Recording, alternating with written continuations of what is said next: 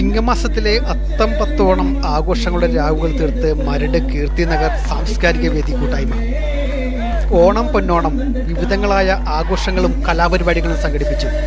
മരട് നഗരസഭ മുൻ വികസനകാര്യ standing committee chairman Shri PD Rajesh ഉദ്ഘാടനം ചെയ്തു. ആഘോഷ കമ്മിറ്റിയുടെ കൺവീനർ ഷനോജ് MM അധ്യക്ഷത വഹിച്ചു.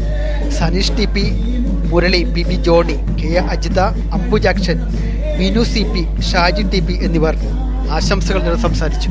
തുടർന്ന് തൃപ്പൂണിത്തുറ കലാകേളി അവതരിപ്പിച്ച വനിതകളുടെ ഫ്യൂഷൻ കൈകൊട്ടുകളോടുകൂടി ഈ വർഷത്തെ ഓണാഘോഷങ്ങൾക്ക് പരിസമാപ്തിയായി.